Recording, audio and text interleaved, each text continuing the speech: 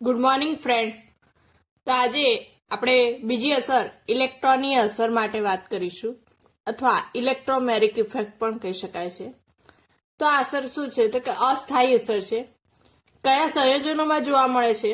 તો કે C double bond C double bond O, C triple bond N જેવા દ્વિબંધ કે ત્રિબંધયુક્ત સંયોજનની અંદર જોવા મળે છે.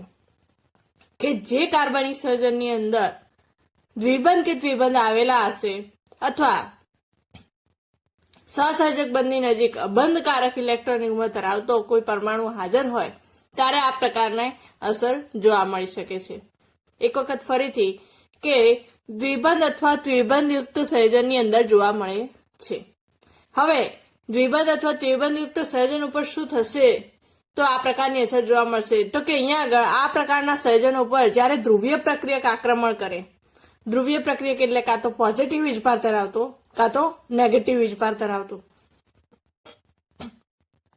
આક્રમણ કરે ત્યારે વિદ્યુત આકર્ષણને કારણે પાઈ બંધના ઇલેક્ટ્રોન જે છે ધ્રુવીય બને છે અને કોઈ એક પરમાણુ પર સ્થાનાંતર પામે છે.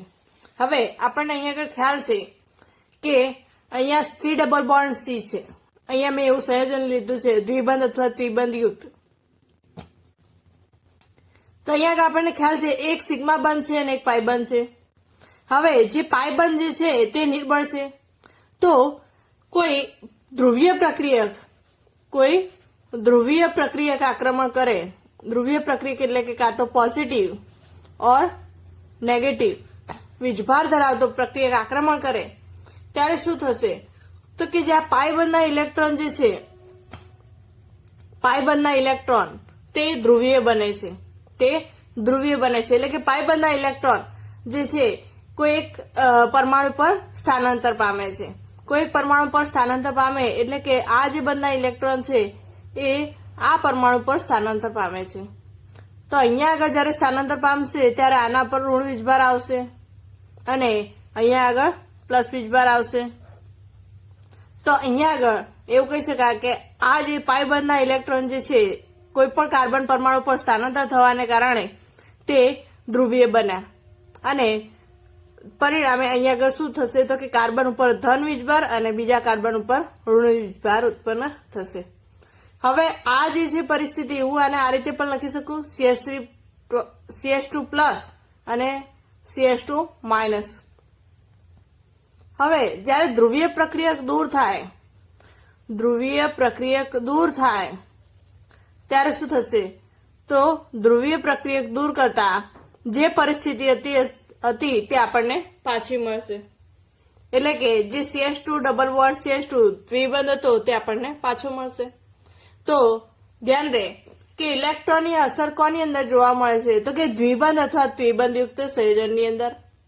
હવે આ સંયોજન ઉપર શું થશે? તો કે ધ્રુવીય પ્રક્રિયક પોઝિટિવ અથવા નેગેટિવ વીજભાર ધરાવતો કોઈ પ્રક્રિયક આક્રમણ કરે ત્યારે પાઈ બંધના ઇલેક્ટ્રોન જે છે એ સ્થાનાંતર પામે છે, કોઈ એક પરમાણુ પર સ્થાનાંતર પામે છે અને પરિણામે અહીંયા આગળ પાઈ બંધના કારણે જે પાઈ બંધ જે છે એ ધ્રુવીય બને છે અને અહીંયા આગળ જે તે પરમાણુ પર ધન અને ઋણ વીજભાર ઉત્પન્ન થાય છે. જ્યારે આ પ્રકારની પરિસ્થિતિ દૂર થાય એટલે કે ધ્રુવીય પ્રક્રિયા દૂર થાય ત્યારે જે હતી એની પરિસ્થિતિ આપણને પ્રાપ્ત થાય છે. તો અહીંયા આગળ આ જે ઇલેક્ટ્રોમેરિક ઇફેક્ટ છે તેની વ્યાખ્યા કંઈક આ રીતે આપી શકાય કે આ એક અસ્થાયી અસર છે જેમાં દ્વિબંધ અથવા ત્રિબંધયુક્ત સંયોજન ઉપર ધ્રુવીય પ્રક્રિયકનું આક્રમણ થાય ત્યારે આવશ્યકતા અનુસાર પાઈ ઇલેક્ટ્રોન યુગ્મનું પૂર્ણ વિસ્થાપન પાઈબંધ દ્વારા જોડાયેલા કોઈ એક પરમાણુ પર થાય છે. હવે કે પાઈબંધ જે સ્થાનાંતર છે તે કોઈ એક પરમાણુ પર એટલે કે તેની નજીક જ જોડાયેલો જે પરમાણુ હોય તે પરમાણુ પર થાય છે અને તે ઇલેક્ટ્રોમેરિક ઇફેક્ટ કહેવાય છે. તો એક વખત ફરીથી કંઈ આગળ એક્ઝામ્પલ આપેલું છે. તો કે એક્ઝામ્પલની અંદર C double bond O ketone લીધો છે. હવે અહીંયા ધ્રુવીય પ્રક્રિયક તરીકે ન્યુક્લિયોફાઇલ લીધો છે. ન્યુક્લિયોફાઇલ તો અહીંયા આગળ જે છે કે પોઝિટિવ વીજભાર ધરાવતો કોઈ પ્રક્રિયક લીધો છે અને તે આક્રમણ કરે છે. તો જ્યારે આ આક્રમણ કરશે ત્યારે શું થશે? તો કે પોઝિટિવ વીજભાર ધરાવતો પ્રક્રિયક જ્યારે આક્રમણ કરશે ત્યારે જે ઇલેક્ટ્રોન જે સ્થાનાંતરણ છે એ ઓક્સિજન ઉપર થશે. કોઈ પણ એક પરમાણુ પર થઈ શકે, કાર્બન ઉપર પણ થઈ શકે અને ઓક્સિજન ઉપર પણ થઈ શકે. અને પરિણામે અહીંયા આગળ ઓક્સિજન ઉપર નેગેટિવ વીજભાર અને જે કાર્બન જે છે તેના પર પોઝિટિવ વીજભાર ઉત્પન્ન થાય છે. તો આ જે અસર છે ઇલેક્ટ્રોમેરિક અસર તેને ઈ અસર પણ કહે છે. એક વખત ફરીથી કે આ એક અસ્થાયી અસર છે. આ ઉપરાંત કે દ્વિબંધ અથવા ત્રિબંધ સંયોજન ઉપર કોઈ ધ્રુવીય પ્રક્રિયક આક્રમણ કરે ત્યારે પાયબંધના ઇલેક્ટ્રોન તેના બાજુ જે જોડાયેલા કોઈ એક પરમાણુ પર સ્થાનાંતર પામે છે, જેને ઇલેક્ટ્રોમેરિક અસર કહે છે. તો આ રીતે ઇલેક્ટ્રોમેરિક અસર સમજાવી શકાય છે. હવે આના બે પ્રકાર છે. સ્થાનાંતરણ કઈ બાજુ થાય છે, કઈ દિશામાં થાય છે તેના આધારે બે પ્રકાર પાડી શકાય છે. તો સ્થાનાંતરની અંદર બે પ્રકાર કઈ રીતે, તો કે પ્લસ ઈ અસર અને માઇનસ ઈ અસર.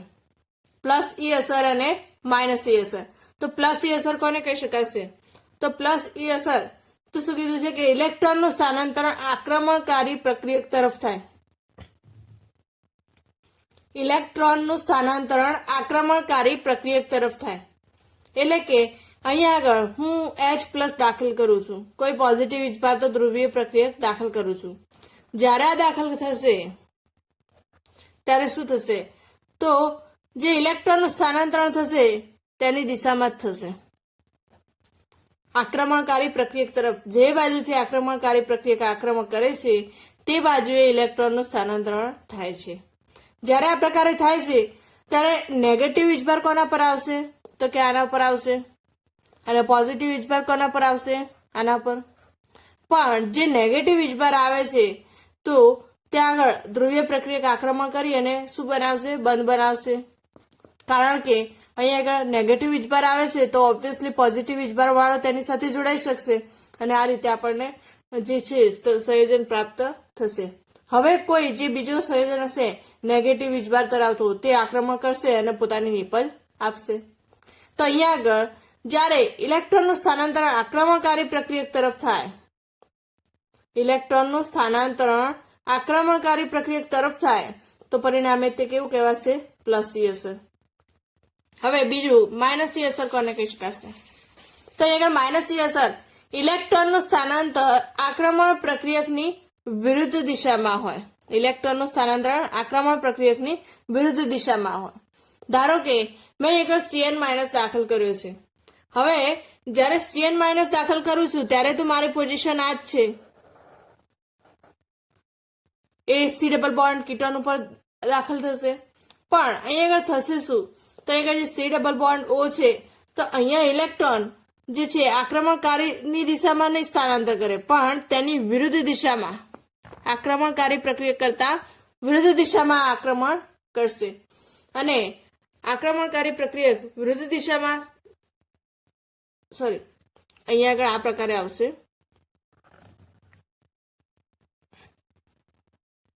આ બાજુ વિરુદ્ધ દિશામાં કઈ રીતે, તો ધ્યાન આપજો કે અહીંયા આગળ જે નેગેટિવ વીજભાર છે એ ક્યાં આગળ સ્થાનાંતર પામશે, તો ઓક્સિજન ઉપર, અને પોઝિટિવ વીજભાર ક્યાં આગળ આવશે, કાર્બન ઉપર. હવે જ્યારે Cn- દાખલ થશે તો Cn- ક્યાં દાખલ થાય છે, જે ઓક્સિજન છે એ બાજુ નથી દાખલ થતો પણ અહીંયા આગળ જે છે કે કાર્બન ઉપર દાખલ થશે. ક્યાં આગળ થશે, કાર્બન ઉપર દાખલ થશે. એટલે કે ઇલેક્ટ્રોનનું સ્થાનાંતરણ ઓક્સિજન ઉપર થયું અને જે Cn- જે છે અથવા જે ધ્રુવીય પ્રક્રિયક છે તે ક્યાં દાખલ થયો, તો કે કાર્બન ઉપર દાખલ થયો. એટલે કે જે આક્રમણકારી પ્રક્રિયક હતો તેની વિરુદ્ધ દિશામાં દાખલ થયો. જે સ્થાનાંતર આ બાજુએ થયું અને દાખલ વિરુદ્ધ બાજુએ થયો, પરિણામે કેવી અસર કહેવાશે, માઇનસ ઈ અસર.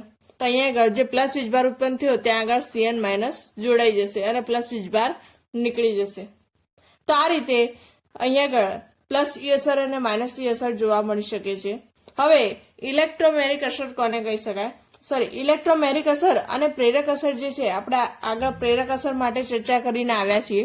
તો કે આ બંને અસર જે છે એ સહાયક અને વિરોધી હોઈ શકે છે. કઈ રીતે જોઈએ, તો આગળ વિનાઇલ બ્રોમાઇડ માટે ઉદાહરણ આપેલ છે. હવે સહાયક કઈ રીતે, તો કે વિનાઇલ બ્રોમાઇડ, પહેલા તો પ્રેરક અસર યાદ કરી લઈએ. તો કે પ્રેરક અસર, તો અહીંયા આગળ જે બ્રોમિન જે છે એ વધુ વિદ્યુત ઋણ પરમાણુ છે. કાર્બન અને બ્રોમિન આ બંનેમાં બ્રોમિન જે છે વધારે વિદ્યુત ઋણ પરમાણુ છે, પરિણામે તે ઇલેક્ટ્રોનને પોતાની તરફ ખેંચેલા રાખશે. અહીંયા આગળ ઇલેક્ટ્રોનને ખેંચેલા રાખશે. અને જ્યારે જે બ્રોમિન જે છે એ દાખલ થશે તો કઈ પોઝિશનમાં દાખલ થશે? અહીંયા આ જે પોઝિશન છે એ પોઝિશનમાં દાખલ થશે CH ની જગ્યાએ, બરાબર. અને આ બંધ જે છે એ નીકળી જશે. તો અહીંયા આગળ જે બ્રોમિન જે છે એ ઇલેક્ટ્રોનને ખેંચેલો રાખે છે અને જે ધ્રુવીય પ્રક્રિયક જે Br જે છે, જો બ્રોમિન દાખલ થાય તો બ્રોમિન દાખલ કઈ જગ્યાએ થશે? તો કે જ્યારે બ્રોમિન દાખલ થશે ત્યારે જે ઇલેક્ટ્રોનનું સ્થાનાંતરણ છે, ઇલેક્ટ્રોનનું સ્થાનાંતરણ અહીંયા આગળ બાજુના કાર્બન ઉપર થશે. એટલે કે અહીંયા આગળ નેગેટિવ વીજભાર અને અહીંયા આગળ પોઝિટિવ વીજભાર ઉત્પન્ન થશે. તો હવે તમે જોઈ શકો કે આને ઇલેક્ટ્રોન જોઈએ છે બ્રોમિનને, અને તે સરળતાથી મળે છે. ઇલેક્ટ્રોનનું સ્થાનાંતર કરવાને પરિણામે મળે છે. એટલે કે પ્રેરક અસરને પરિણામે અહીંયા આગળ ઇલેક્ટ્રોન જોઈએ છે કારણ કે તે ઇલેક્ટ્રોનને ખેંચે છે. અને ઇલેક્ટ્રોન જ્યારે સ્થાનાંતરણ થાય છે, ઇલેક્ટ્રોનની અસરની વાત કરું છું, ઇલેક્ટ્રોમેરિક અસર, તો કે જ્યારે ઇલેક્ટ્રોનનું સ્થાનાંતરણ થાય છે પાઈ ઇલેક્ટ્રોનનું, ત્યારે તેના બાજુના કાર્બન ઉપર એટલે કે બ્રોમિનની નજીક જ થાય છે અને તે ઇલેક્ટ્રોનને ખેંચી શકે છે. તો આ રીતે સહાયક અસર જોવા મળી શકે છે. અને એનાથી વિરુદ્ધ કે જો અહીંયા આગળ જે બ્રોમિન જે છે એ પોતાના ઇલેક્ટ્રોન પ્રેરક અસર, તો પ્રેરક અસર પ્રમાણે ઇલેક્ટ્રોન ખેંચી રાખશે, જેને આપણે આ રીતે દર્શાવેલી છે. પણ જો ઇલેક્ટ્રોમેરિક અસર જોઈએ તો કે વિરુદ્ધ બાજુએ, તો એ કે જ્યારે પાઇબંધના જે ઇલેક્ટ્રોન છે એનું સ્થાનાંતરણ વિરુદ્ધ બાજુએ થાય છે. ઇલેક્ટ્રોનનું સ્થાનાંતરણ વિરુદ્ધ બાજુએ થાય છે. અહીંયા આગળ બ્રોમિન જે જોડાય છે એ જે ઇલેક્ટ્રોનનું સ્થાનાંતરણ થાય તેના કરતા વિરુદ્ધ બાજુએ, એ સ્થાનાંતરણ આ બાજુ છે ડાબી બાજુએ, અને જ્યારે જે આક્રમણ થાય છે એ જમણી બાજુએ થાય છે. તો અહીંયા આગળ આ જે વસ્તુ છે કે આ વિરોધી જોડાણ છે, અને અહીંયા આગળ વિરોધક જોડાણ હોવાને કારણે તે બ્રોમિન જે છે એ પણ પોતાના ઇલેક્ટ્રોન આપશે. ઇલેક્ટ્રોનની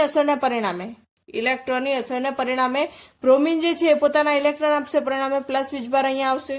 અને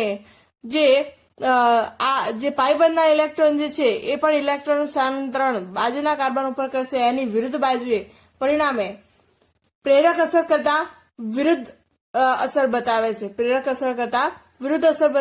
એટલે કે અહીંયા આગળ વિરોધક અસર જોવા મળે છે. તો અહીંયા આગળ આ બંનેમાંથી સહાયક અને વિરોધી એમાંથી સાચું કયું? આ બંનેમાં કઈ અસર જોવા મળશે? તો કે વિરોધક અને બીજી જે પરિસ્થિતિ છે, આ જે બીજા નંબરની પરિસ્થિતિ છે, તેમાં ઇલેક્ટ્રોમેરિક અસરનો પ્રભાવ જોવા મળે છે. અને ઇલેક્ટ્રોમેરિક અસરનો પ્રભાવ હોવાને કારણે શા માટે એવું બને છે? તો કે જે બ્રોમિન પરમાણુ છે દ્વિબંધ સાથે સંયુગ્મનમાં એકાંતરે છે. અહીંયા જે બ્રોમિન પરમાણુ છે એ શું કીધું છે કે આ જે દ્વિબંધ છે એને સંયુગ્મનમાં એકાંતરે છે. જ્યારે અહીંયા આગળ શું થશે? તો કે અહીંયા નેગેટિવ વીજભાર, અને બ્રોમિન ઉપર પણ ઓલરેડી નેગેટિવ વીજભાર તો છે જ, પરિણામે શું થશે? અપાકર્ષણ થશે અને તે સ્થાયી રહી શકશે નહીં.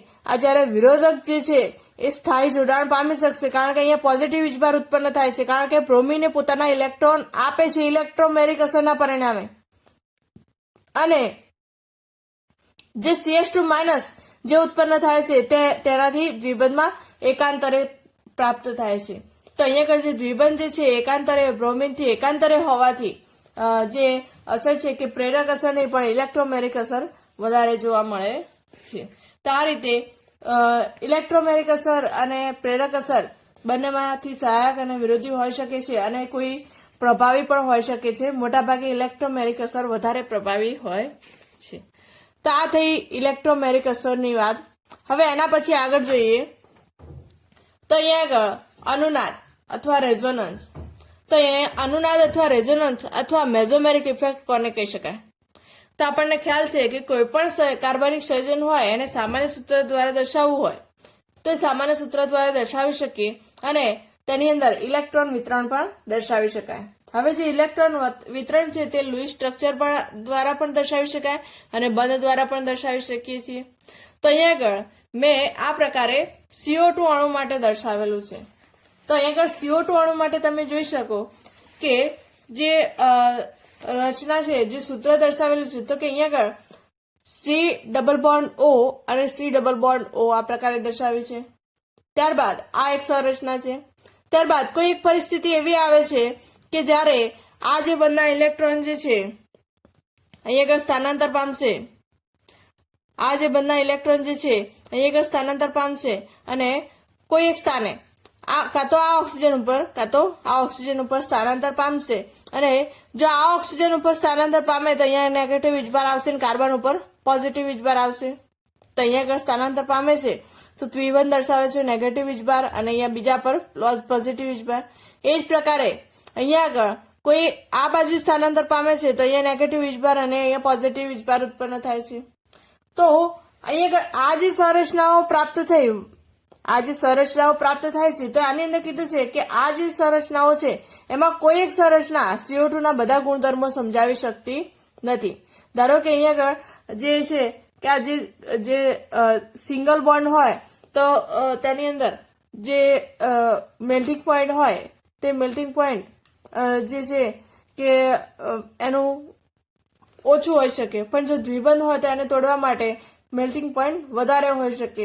તો હવે અહીંયા આગળ એ પ્રકારે મેલ્ટિંગ પોઈન્ટ વધારે કે ઓછું થઈ શકે છે. 1 માટે અલગ હોઈ શકે છે, 2 માટે અલગ હોઈ શકે છે. તો અહીંયા આગળ શું કીધું કે કોઈ એક સંરચના CO2 ના બધા ગુણધર્મોને સમજાવી શકતી નથી. અથવા તો બીજો કોઈ પોઈન્ટ જોઈએ કે જો અહીંયા CO બંધ લંબાઈ જોઈએ કાર્બન અને ઓક્સિજન વચ્ચેની બંધ લંબાઈ, તો એ કે જે મળે છે લંબાઈ બંધ લંબાઈ કેટલી મળે છે તો કે 1.15 એંગસ્ટ્રોમ. પણ જો વાસ્તવમાં જોવા જઈએ તો એને જે બંધ લંબાઈ છે કેટલી હોવી જોઈએ 1.22 એંગસ્ટ્રોમ. તો આ જે તફાવત આવે છે અહીંયા આગળ આ જે તફાવત આવે છે આ સંરચના દ્વારા સમજાવી શકતો નથી. હકીકતમાં અહીંયા આગળ મળે છે 1.15 એંગસ્ટ્રોમ, પણ આટલી ન હોવી જોઈએ 1.22 હોવી જોઈએ. તો 1.22 શા માટે નથી મળતી? તો આ કોઈની અંદર પણ આ વસ્તુ સમજાવી શકવાની ક્ષમતા નથી. તો અહીંયા આગળ કે આ જે ત્રણેય સંરચનાઓ છે એ ત્રણેય સંરચનાઓની કોઈ મિશ્રિત સંરચના હોવી જોઈએ કે જે બધા ગુણધર્મોને સમજાવી શકે. તો અહીંયા આગળ એવી કઈ સંરચના છે કે જે બધા જ ગુણધર્મોને સમજાવી શકે? તો એના માટે અહીંયા આગળ વ્યાખ્યા છે કે અનુનાદ અસર અથવા મેઝોમેરિક ઇફેક્ટ કોને કહી શકાય? તો કોઈ એક સંયોજન કે જેની 2 કે તેથી વધુ સંરચનાઓ સંભવિત હોય. આપણે CO2 માટે દર્શાવી, CO2 એક જ અણુ છે બરાબર, અને તેની 2 કે તેથી વધુ સંરચનાઓ સંભવિત હોય.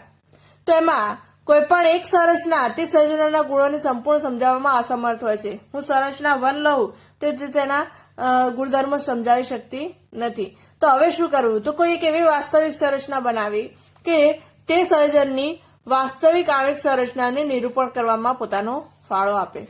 અને આ જે છે તેને અનુનાદી સંરચનાઓ કહે છે.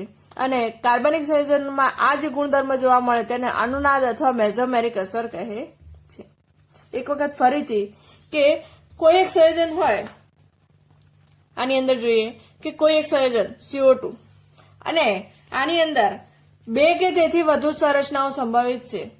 હવે કે કોઈ પણ સંરચના તે સંયોજનના કોઈ એક સંરચના તે સંયોજનના બધા ગુણધર્મોને સમજાવી શકતી નથી.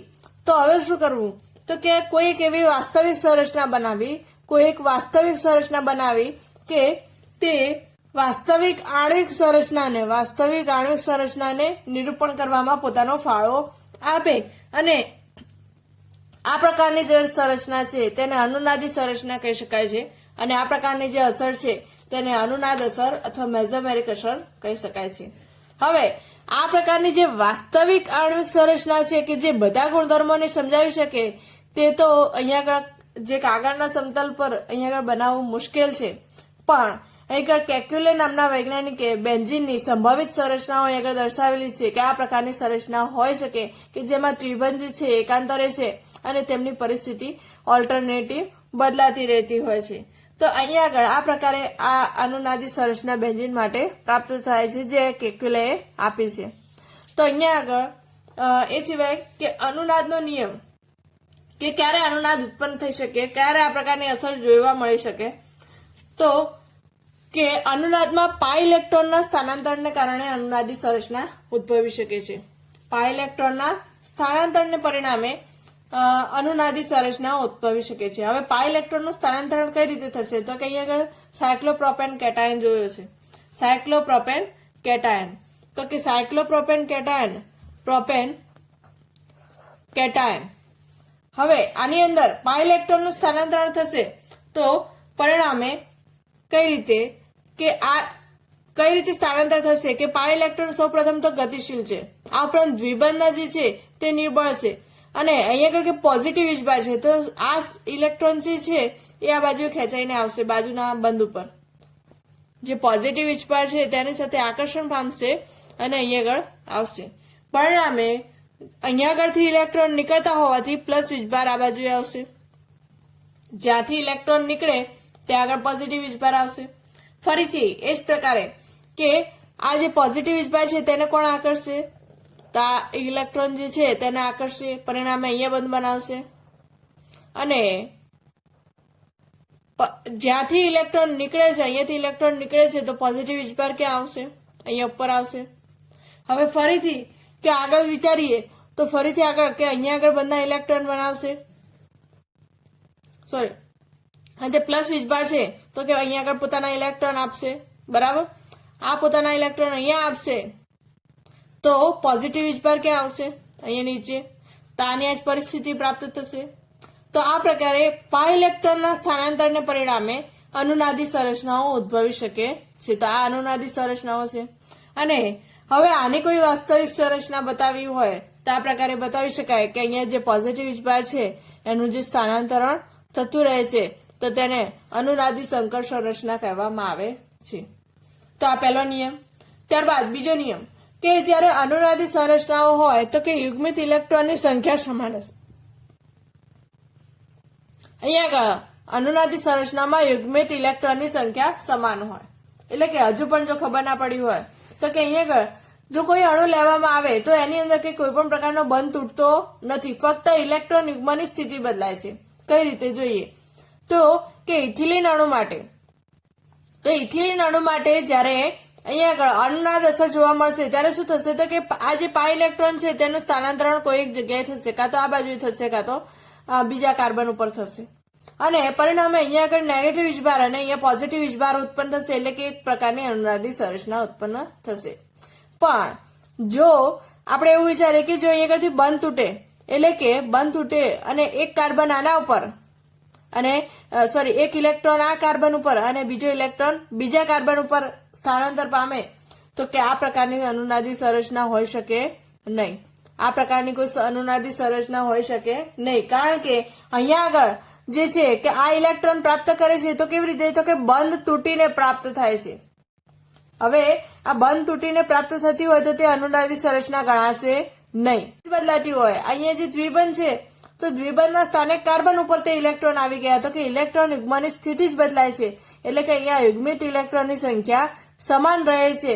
પરિણામે એ પ્રકારની કોઈ સંરચના હોય તો તે અનુનાદી સંરચના કહેવાશે. બાકી જો ઇલેક્ટ્રોન તૂટતો હોય, જો બંધ તૂટતો હોય અને ઇલેક્ટ્રોન કોઈ એક પરમાણુ પર ગોઠવાઈ જતો હોય, ઇલેક્ટ્રોન યુગમાં ગોઠવાય છે, ધ્યાન રહે, એકલો ઇલેક્ટ્રોન નહીં, તો જો એકલો ઇલેક્ટ્રોન કોઈ એક પરમાણુ પર ગોઠવાતો હોય તો તે અનુનાદી સંરચના કહેવાતી નથી. તો આ વસ્તુ કે અનુનાદ ક્યારે ઉત્પન્ન થઈ શકે. ત્યારબાદ એના પછીનો પોઈન્ટ કે ધ્રુવીય સંરચનાની સરખામણીમાં અધ્રુવીય સંરચનાઓ વધુ સ્થાયી હોય છે. તો અહીંયા 1,3 બીટાડાઇન માટે એક્ઝામ્પલ લીધેલું છે કે 1,3 બીટાડાઇન તો કે CH2 double bond CH double bond CH2 butane એટલે 4 પરમાણુ 4 કાર્બન પરમાણુ અને ત્યારબાદ ડાઇન આઇન તો અહીંયા આગળ એના પરિણામે દ્વિબંધ અને કે 1 અને 3 તો કે પહેલા અને ત્રીજા નંબરના કાર્બન ઉપર દ્વિબંધ. તો આ આપણું 1,3 બીટાડાઇન. હવે આની અંદર જ્યારે ઇલેક્ટ્રોન જે છે તો કે ઇલેક્ટ્રોનનું સ્થાનાંતરણ થશે તો આ જે બંને ઇલેક્ટ્રોન છે અહીંયા બાજુ પર ઇલેક્ટ્રોન આપશે તો અહીંયા આગળ નેગેટિવ વીજભાર આવશે અને જ્યાંથી ઇલેક્ટ્રોન નીકળે છે ત્યાં પોઝિટિવ વીજભાર આવશે. તો આ એક અનુનાદી સંરચના પ્રાપ્ત થાય છે. ત્યારબાદ નેક્સ્ટ પોઝિશનની અંદર શું થઈ શકે તો કે આ જે પોતાના ઇલેક્ટ્રોન છે અહીંયા વચ્ચે આપશે તો દ્વિબંધ દર્શાવે છે અને અહીંયા આગળથી ઇલેક્ટ્રોન નીકળે છે તો પ્લસ વીજભાર તો છે. હવે કે બે દ્વિબંધ એક સંગાથે રહી શકે નહીં, અહીંયા દ્વિબંધ આવશે તો બે દ્વિબંધ એક સંગાથે રહી શકશે નહીં. તો આ બંને ઇલેક્ટ્રોન ક્યાં આગળ આવી જશે? બાજુના કાર્બન ઉપર. તો આ પ્રકારે અહીં આગળ સંરચના પ્રાપ્ત થાય છે. તો અહીંયા આગળ આ જે બે સંરચનાઓ છે કેવી છે તો કે ધ્રુવીય. અહીંયા પોઝિટિવ અને નેગેટિવ વીજભાર જોવા મળે છે. જ્યારે આ સંરચના કેવી છે તો કે અધ્રુવીય. તો અહીંયા આગળ અનુનાદનો નિયમ કે અધ્રુવીય સંરચના જે છે તે વધુ સ્થાયી હોય છે. અધ્રુવીય સંરચના જે છે તે વધુ સ્થાયી હોય છે, કારણ કે અહીંયા પોઝિટિવ કે નેગેટિવ વીજભાર હોતો નથી. જો પોઝિટિવ કે નેગેટિવ વીજભાર હોય અને કોઈ ધ્રુવીય પ્રક્રિયક આક્રમણ કરે, કોઈ પોઝિટિવ વીજભાર ધરાવતા આક્રમણ કરે તો ક્યાં આગળ કરશે? ડાયરેક્ટ અહીંયા નેગેટિવ ઉપર સરળતાથી દાખલ થઈ શકશે. પણ જ્યારે અધ્રુવીય માટે વાત કરીએ તો તે સરળતાથી કોઈ પ્રક્રિયક સાથે સંકળાતો નથી. પરિણામે અધ્રુવીય પ્રક્રિયક જે છે એ વધુ સ્થાયી હોય છે. ત્યારબાદ કે અનુનાદી સંકર સંરચના છે તે સૌથી વધુ સ્થાયી હોય છે. અનુનાદી સંકર સંરચના જે છે આપણે આગળ દર્શાવી સાયક્લોપ્રોપેન કેટાયન માટે, તો તે કે વધુ સ્થાયી હોય છે. ત્યારબાદ કે અનુનાદી સંરચનાઓ જેટલી વધુ તેટલું સ્થાયિત્વ વધુ. તો અહીંયા આગળ આપણને જે સંરચનાઓ છે કે 3 સંરચનાઓ પ્રાપ્ત થાય છે તો તે તેટલું સ્થાયી. જો 4 સંરચનાઓ પ્રાપ્ત થતી હોય તો તે તેનાથી પણ વધારે સ્થાયી. બરાબર? તો કે જેટલી સંરચનાઓ વધુ તેટલું તેનું સ્થાયિત્વ વધારે. ત્યારબાદ બીજું કીધું છે કે જ્યારે પી કક્ષક હોય તો પી કક્ષકના અતિવ્યાપન માટે મહત્તમ અતિવ્યાપન માટે સમતલી સંરચના અને સંયુગ્મન એકાંતરિતા હોવી જોઈએ. એટલે કે આપણને અહીંયા આગળ ખ્યાલ છે કે આ જે છે એ દ્વિબંધ છે. બરાબર? હવે આ દ્વિબંધ જે છે એ પાયબંધ ઇલેક્ટ્રોન છે. તો પાયબંધ ઇલેક્ટ્રોન જે કક્ષકો ગોઠવાય છે આ પ્રકારે ગોઠવાયેલી હોય છે. પાયબંધ જે છે એની જે ઇલેક્ટ્રોન કક્ષકો છે પી કક્ષકો આ પ્રકારે ગોઠવાયેલી હોય. તો અહીંયા આગળ કીધું કે મહત્તમ અતિવ્યાપન માટે તેની અંદર એકાંતરિતા હોવી જરૂરી છે. એટલે કે જે દ્વિબંધ છે તે એકાંતરે ગોઠવાયેલા હોવા જોઈએ તો તે સંયોજન સ્થાયી બની શકે છે. તો અહીંયા આગળ જોઈ શકીએ કે CH2 ડબલ બોન્ડ CH. તો અહીંયા આગળ જે દ્વિબંધ જે છે તે એકાંતરે છે. આની તરત જ નજીક જ નથી. અહીંયા બંને દ્વિબંધ એક સાથે રહેતા નથી જો એકાંતરે છે. પરિણામે પી કક્ષકોના અતિવ્યાપન માટે જે દ્વિબંધ છે તે એકાંતરે હોવા જરૂરી છે તો તે સ્થાયી રહી શકે છે. બીજું એના પછીનો પોઈન્ટ કે જે અધ્રુવીય સંરચનાઓ છે વધુ સ્થાયી હોય છે અને ધ્રુવીય અસ્થાયી હોય છે.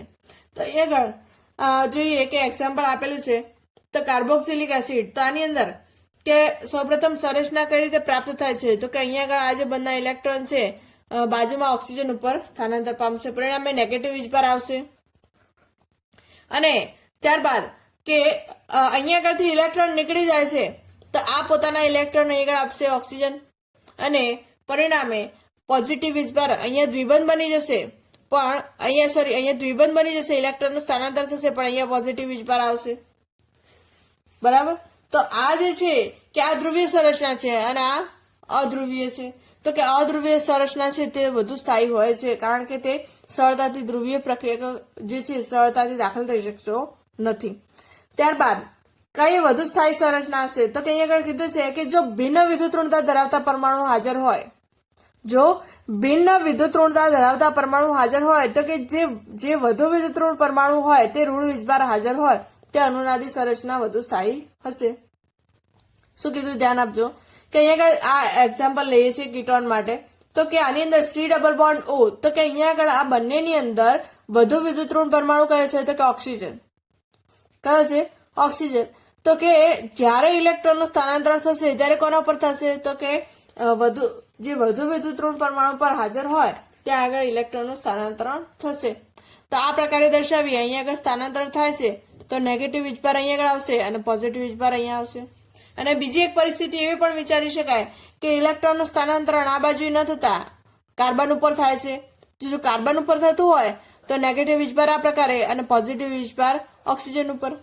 તો હવે આ ત્રણમાંથી કઈ વધુ સ્થાયી હશે? આપણે આગળ તો જોયું કે અધ્રુવીય છે તે સ્થાયી હશે પણ ધ્રુવીય બંનેમાંથી કઈ સ્થાયી હશે? તો એના માટે કીધું કે જે ભિન્ન વિદ્યુતઋણતા ધરાવતા હોય પરમાણુ C અને O તો એમાં વધુ વિદ્યુતઋણ પરમાણુ પર ઋણ વીજભાર આવવો જોઈએ. તો કે કાર્બન અને ઓક્સિજન એમાંથી વધુ વિદ્યુતઋણ કયો છે તો ઓક્સિજન. તો ઓક્સિજન ઉપર જે આગળ ઋણ વીજભાર હશે તે વધુ સ્થાયી હશે. તો જોઈ શકો કે આ ઓક્સિજન ઉપર ઋણ વીજભાર છે તે પરિણામે અનુનાદી સંરચના સ્થાયી છે અથવા મુખ્ય ફાળો આપતી સંરચના છે. જ્યારે અહીંયા ઓક્સિજન ઉપર પ્લસ વીજભાર આવે છે તો તે વધુ સ્થાયી નથી. તો આ જે 8 નિયમો છે અનુનાદના નિયમો છે. હવે કે આની અંદર અહીંયા અનુનાદી અસર જે છે એ કેવી છે તો કે સ્થાયી અસર છે કે જે સંસ્પંદન સંરચના છે તે સ્થાયી છે. હવે અહીંયા આગળ કે આ જે સંરચના છે તેને આર અને એમ સંજ્ઞા દ્વારા દર્શાવાય છે. આર એટલે કે રેઝોનન્સ અને એમ એટલે મેસોમેરિક ઇફેક્ટ. તો આની અંદર પણ અહીંયા આગળ બે પ્રકાર છે. બે પ્રકાર કયા? તો કે માઇનસ એમ અસર અથવા પ્લસ એમ અસર અથવા માઇનસ આર અસર અથવા પ્લસ આર અસર. તો કઈ માઇનસ આર અસર ક્યારે જોવા મળશે? તો કે જ્યારે NO2 C double bond O અને C triple bond N nitro ketone કે સાયનાઇડ આ પ્રકારના જો સમૂહ હોય તો માઇનસ આર અસર જોવા મળશે. હવે આ પ્રકારના સમૂહ હોય તો શું થશે? આ પ્રકારના સમૂહ હાજર હોય તો શું થશે? તો કે અહીંયા આગળ જે પાઈ ઇલેક્ટ્રોન જે છે દ્વિબંધના પાઈ ઇલેક્ટ્રોનનું સ્થાનાંતરણ દ્વારા ધન વીજભારની ઉત્પત્તિ થશે. ઇલેક્ટ્રોનના સ્થાનાંતરણ દ્વારા ધન વીજભારની ઉત્પત્તિ થશે અને ધન વીજભારનું વિસ્થાનીકરણ થશે, સ્થાનાંતરણ થશે. તો જ્યાં આગળ ધન વીજભારનું સ્થાનાંતરણ થતું હોય તો તે માઇનસ આર અસર કહેવાશે. જોઈએ અહીંયા આગળ કે આ જે ઓક્સિજન છે અહીંયા કીટોન લીધો છે C ડબલ બોન્ડ O. તો આ જે ઓક્સિજન જે કીટોનના વચ્ચે જે દ્વિબંધ છે તે દ્વિબંધ વાળા ઇલેક્ટ્રોન ઓક્સિજન ઉપર સ્થાનાંતર પામશે. તો તે નેગેટિવ વીજભાર દર્શાવે છે. ત્યારબાદ એને અનુલક્ષીને કે અહીંયા આગળ ઇલેક્ટ્રોન નીકળી જવાથી અહીંયા પ્લસ વીજભાર આવશે. પણ પ્લસ વીજભાર આવશે તો કે આ જે બંધના ઇલેક્ટ્રોન જે છે એ ક્યાં સ્થાનાંતર પામશે? અહીંયા બાજુમાં સ્થાનાંતર પામશે અને પરિણામે જે દ્વિબંધ છે ક્યાં આગળ આવી જશે? અહીંયા આવી જશે બંનેની વચ્ચે. પણ જ્યાંથી ઇલેક્ટ્રોન નીકળે છે ત્યાં આગળ પ્લસ વીજભાર આવશે. તો આ પ્રકારે અહીંયા આગળ જે પ્લસ વીજભાર છે તેનું સ્થાનાંતરણ થશે. હવે આ જે પ્લસ વીજભાર છે એનું સ્થાનાંતરણ થશે અને આમ આ જે અસર છે માઇનસ આર અસર કહેવાશે. ત્યારબાદ એના પછી કે પ્લસ આર અસર. તો કે જ્યારે OH, NH2, OR અને બ્રોમિન આ પ્રકારના સમૂહ જોડાયેલા હોય, હાઇડ્રોક્સિલ સમૂહ, એમોનિયા સમૂહ કે ઇથર હોય કે બ્રોમિન હોય, હેલોજન સમૂહ આ પ્રકારના જો સમૂહ જોડાયેલા હોય તો શું થશે? તો કે પાઈ બંધના ઇલેક્ટ્રોન દ્વારા ઋણ વીજભારનું સ્થાનાંતરણ થશે. જો ઋણ વીજભારનું સ્થાનાંતરણ થતું હોય તો પ્લસ આર અસર.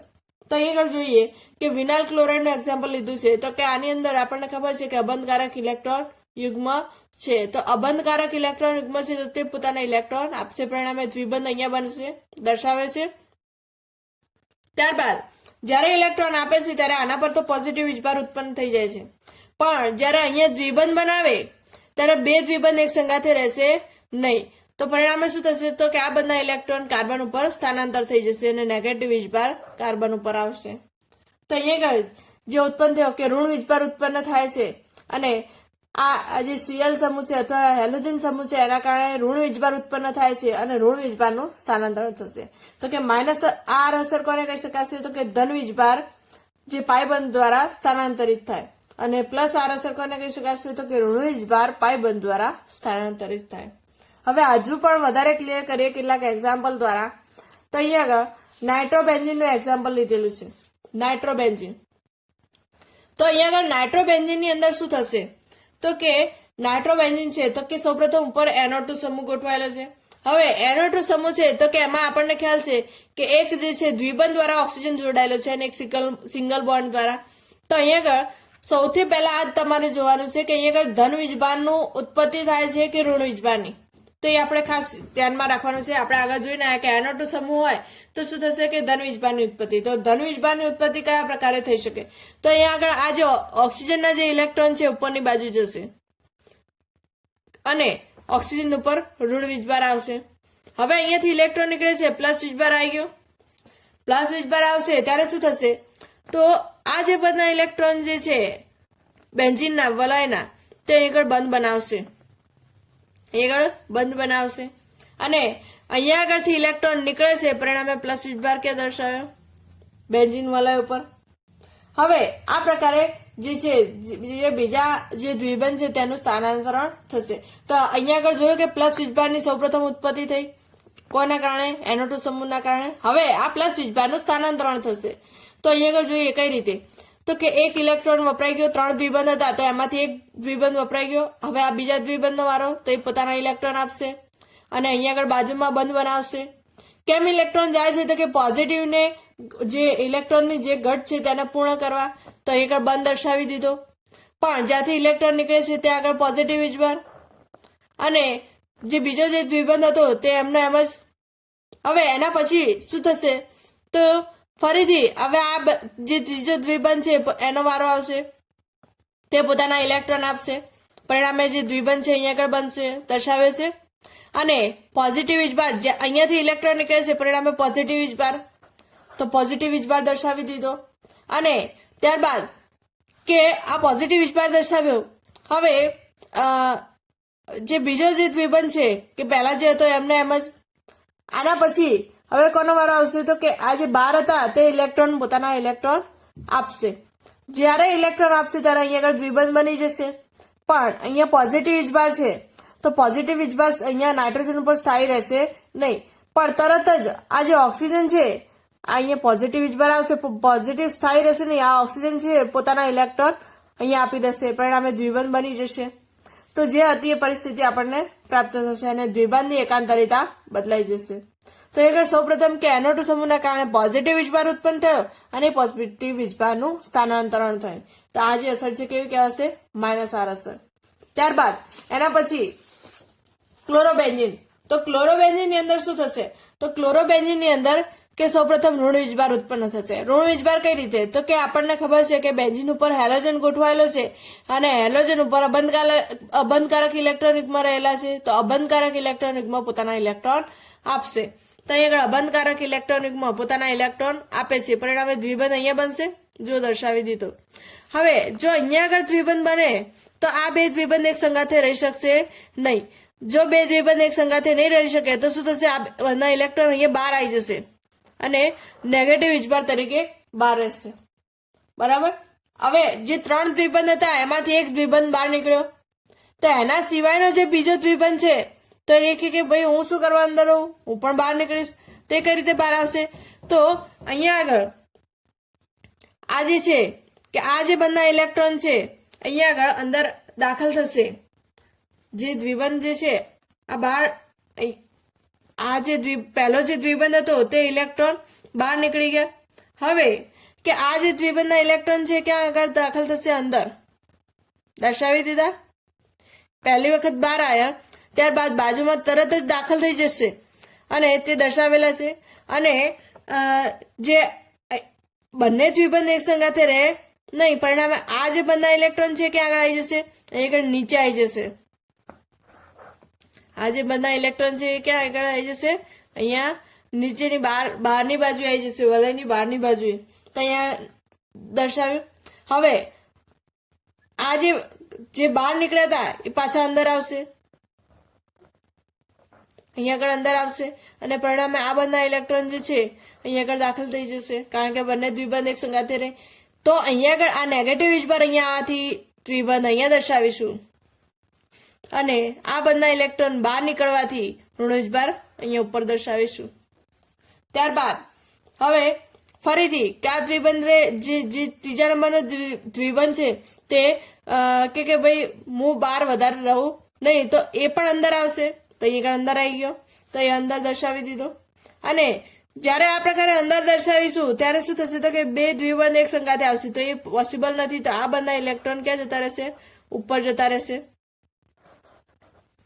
અને પરિણામે Cl ઉપર જે ઋણ વીજભાર હતો તે પ્રાપ્ત થઈ જશે. તો આ રીતે જે ઋણ વીજભાર છે તેનું સ્થાનાંતરણ થશે અને આ જે ઋણ વીજભારનું સ્થાનાંતરણ કે Cl સમૂહ દ્વારા પહેલા ઋણ વીજભાર ઉત્પન્ન થાય છે અને ત્યારબાદ કે આનું સ્થાનાંતરણ થાય છે ઋણ વીજભારનું, તો +R અસર કહેવાશે. તો ત્યારબાદ બીજું એક્ઝામ્પલ છે ફિનોક્સાઇડ આયન. હવે ફિનોક્સાઇડ આયન કઈ રીતે પ્રાપ્ત થશે, તો કે ફિનોલમાંથી. હવે ફિનોલની અંદર કયો સમૂહ હોય, તો કે બેન્ઝીન ઉપર OH. તો OH સમૂહ દ્વારા શું ઉત્પન્ન થશે, તો કે ઋણ વીજભાર. કઈ રીતે, તો અહીંયા આગળ OH જે છે તો કે H જે છે એ નીકળી જશે, -H+ જે છે એ નીકળી જશે અને પરિણામે શું પ્રાપ્ત થશે, ઓક્સિજન ઉપર ઋણ વીજભાર પ્રાપ્ત થશે. અને હવે આ જે ઋણ વીજભાર છે તેનું સ્થાનાંતરણ થશે. ઋણ વીજભારનું સ્થાનાંતરણ કઈ રીતે, તો કે આ જે ઋણ વીજભાર છે અહીંયા પોતાના ઇલેક્ટ્રોન આપશે. જ્યારે અહીંયા આગળ દ્વિબંધ બનશે ત્યારે શું થશે, બે દ્વિબંધ એક સંગાથે રહેશે નહીં અને પરિણામે આ જે દ્વિબંધ છે તેના ઇલેક્ટ્રોન અહીંયા આગળ બહાર નીકળશે અને પરિણામે આ જે ઋણ વીજભાર છે તેનું વારાફરતી સ્થાનાંતરણ થશે. તો આ રીતે ઋણ વીજભારનું સ્થાનાંતરણ થવાથી પ્લસ આર અસર જોવા મળે છે. આ તમે જાતે પ્રયત્ન કરી શકો છો, જે રીતે ક્લોરોબેન્ઝીન માટે દર્શાવ્યું તે રીતે. ત્યારબાદ એનિલિનિયમ આયન. તો એનિલિનિયમ આયનની અંદર સૌપ્રથમ કે કયો વીજભાર ઉત્પન્ન થાય છે? તો કે અહીંયા આગળ પણ ઋણ વીજભાર ઉત્પન્ન થાય છે. એનિલિનિયમ આયનની અંદર પણ કયો વીજભાર ઉત્પન્ન થાય છે? ઋણ વીજભાર ઉત્પન્ન થાય છે. તો અહીંયા આગળ ઋણ વીજભાર કઈ રીતે ઉત્પન્ન થાય છે જોઈએ. તો અહીંયા આગળ કે આપણી પાસે એનિલિન છે, એનિલિન બેન્ઝીન ઉપર NH2. હવે એનિલિનિયમ આયન કઈ રીતે મળશે? તો કે HCl ની હાજરીમાં જ્યારે પ્રક્રિયા કરાવીશું ત્યારે H+ જે છે આની અંદર દાખલ થશે, NH3+ પ્રાપ્ત થશે. હવે જ્યારે કે NH3+ પ્રાપ્ત થશે તો કઈ રીતે? તો કે અહીંયા આગળ નાઇટ્રોજન ઉપર જે દ્વિબંધના અબંધકારક ઇલેક્ટ્રોન યુગ્મ હશે તે શું કરશે? પોતાના ઇલેક્ટ્રોન આપશે અને અહીંયા આગળ દ્વિબંધ બનાવશે. જ્યારે દ્વિબંધ બનાવે ત્યારે બે દ્વિબંધ એક સંગાથે રહી શકે નહીં, અને આ દ્વિબંધ એક સંગાથે રહી શકે નહીં તો પરિણામે આ બધા ઇલેક્ટ્રોન અહીંયા બહાર નીકળી જશે અને તે આપણે બાજુમાં દર્શાવી શકીશું. તો અહીંયા આગળ જુઓ કે ઋણ વીજભાર ઉત્પન્ન થાય છે. આમ ઋણ વીજભારનું સ્થાનાંતરણ થાય તો પ્લસ આર અસર કહેવાશે. તો આ પણ તમે ટ્રાય કરી શકો છો જાતે કે આના સંસ્પંદન સૂત્રો કઈ રીતે મળશે, જે રીતે ક્લોરોબેન્ઝીનની અંદર મળ્યા તે જ પ્રકારે. હવે એના પછી કે એસિટેટ આયન. તો એસિટેટ આયનની અંદર અહીંયા કાર્બોક્સિલિક એસિડ છે. સૌપ્રથમ એસિટેટ આયન કઈ રીતે મળશે? તો કે આની અંદર ધ્રુવીય સંરચના ઉત્પન્ન થાય છે. ધ્રુવીય સંરચના કઈ રીતે? તો કે આ બંને ઇલેક્ટ્રોન જે છે અહીંયા ઓક્સિજન ઉપર આવી જશે અને પરિણામે શું થશે કે અહીંયાથી દ્વિબંધ નીકળી જાય તો આ પણ જે છે કે આ પોતાના ઇલેક્ટ્રોન અહીંયા આપશે અને દ્વિબંધ અહીંયા આવશે. અહીંયા આગળથી દ્વિબંધ નીકળી અને બાજુમાં ઓક્સિજન ઉપર સ્થાનાંતર પામશે અને અહીંયા આગળ પ્લસ વીજભાર ઉત્પન્ન થશે. આ પ્લસ વીજભારને દૂર કરવા ઓક્સિજન પોતાના ઇલેક્ટ્રોન આપશે અને દ્વિબંધ બનાવશે. પરિણામે પ્લસ વીજભાર ઓક્સિજન ઉપર આવશે. તો આ પ્રકારે ધ્રુવીય સંરચના પ્રાપ્ત થાય છે. હવે જ્યારે આ પ્રકારની ધ્રુવીય સંરચના હોય ત્યારે આની અંદર એસિડની હાજરીમાં પ્રક્રિયા અહીંયા આગળ જળ વિભાજન પ્રક્રિયા કરાવી તો અહીંયા H+ મુક્ત થશે. જો H+ મુક્ત થાય તો શું પ્રાપ્ત થશે? એસિટેટ આયન, કે જ્યાંથી ઓક્સિજન હાઇડ્રોજન નીકળે છે ત્યાં આગળ માઇનસ વીજભાર આવશે, જ્યાં આગળ હાઇડ્રોજન નીકળે છે ત્યાં આગળ માઇનસ વીજભાર આવશે. તો આ જે એસિટેટ આયન ઉત્પન્ન થાય છે અને આ રીતે પણ લખી શકાય, ઓર RCOO- આ પ્રકારે પણ લખી શકાય. અહીંયા આગળ આતું RCOOH, અહીંયા આગળથી H નીકળી જશે, H+ નીકળી જશે તો શું પ્રાપ્ત થશે? RCOO-. હવે આની અનુનાદી સંરચના કઈ રીતે મળી શકે? તો અહીંયા આગળ એક વખત ઓક્સિજન ઉપર ઋણ વીજભાર, અહીંયા આગળ ઓક્સિજન ઉપર ઋણ વીજભાર અને અહીંયા આગળ જે દ્વિબંધ છે તો કે દ્વિબંધ જે છે તો કે અહીંયા આગળ ઓક્સિજન ઉપર ઋણ વીજભાર છે તો શું કરશે? પોતાના ઇલેક્ટ્રોન આપશે. પરિણામે દ્વિબંધ અહીંયા બનશે, દ્વિબંધ આ પ્રકારે. અને જ્યારે દ્વિબંધ બને છે ત્યારે અહીંયા આગળ શું થશે? તો કે બંને દ્વિબંધ એક સંગાથે રહી શકે નહીં. જ્યારે અહીંયા આગળ દ્વિબંધ બને તો બંને દ્વિબંધ એક સંગાથે રહી શકે નહીં, તો આ બંને ઇલેક્ટ્રોન અહીંયા ઓક્સિજન ઉપર પાછા આવી જશે. આ પ્રકારે જે ઓક્સિજન ઉપર ઋણ વીજભાર છે બંને ઉપર વારાફરતી સ્થાનાંતરણ થશે અને આ એસિટેટ આયનના બે સંસ્પંદન સૂત્રો પ્રાપ્ત થશે. તો અહીંયા પણ ઋણ વીજભારનું સ્થાનાંતરણ થતું હોવાથી પ્લસ આર અસર કહેવાય છે. અને અહીંયા અનુનાદી સંકર સંરચના કઈ રીતે દર્શાવે છે? તો કે અહીંયા આગળ ઓક્સિજન ઉપર ઋણ વીજભાર છે એનું સ્થાનાંતરણ થયા કરે છે.